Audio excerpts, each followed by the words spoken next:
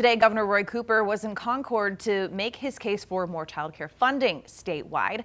Queen City News anchor Derek Dellinger is live in Concord for us. And Derek, you actually had the chance to talk to the governor about those protests.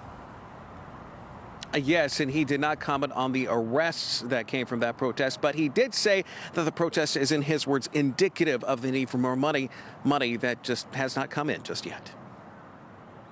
One daughter, that was her favorite cartoon, was Ninja Turtles. It's a trip North Carolina Governor Roy Cooper has made before, not necessarily here at Cabarrus Bilingual School, but to many preschools and daycares across the state, seeing the benefits of investments of early childhood education.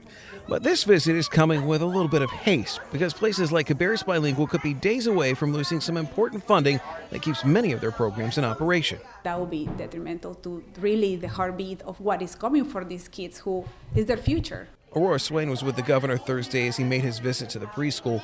More than a meeting, it was a chance for the governor to make his case for continued funding of preschools, for raises for teachers, for investments in operations, and funding that has been subsidized by COVID funds, but as of Monday, will be no more.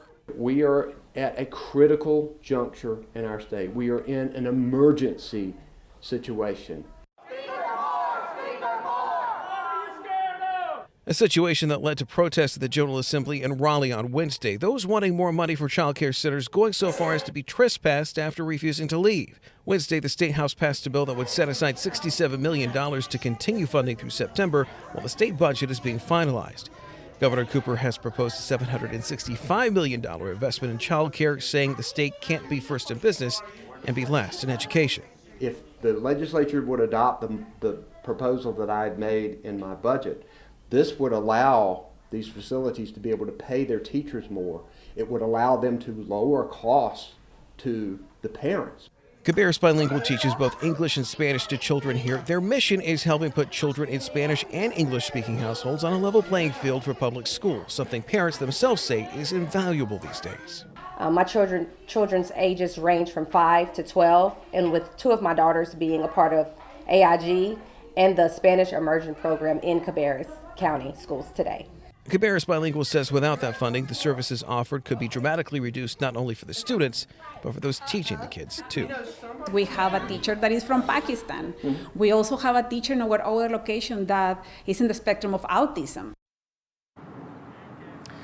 Now, the Governor Cooper, he did say that a short-term funding, the short-term funding plan that's in place right now that could be going in through September is a step in the right direction. That is now in the hands of the state Senate, but we got the impression from both Cooper and really everyone that we spoke with today that a more permanent fix is needed. We will let you know what happens in the General Assembly as well as any developments that happen with that funding. Now we're live in Concord. Derek Dellinger, Queen City News.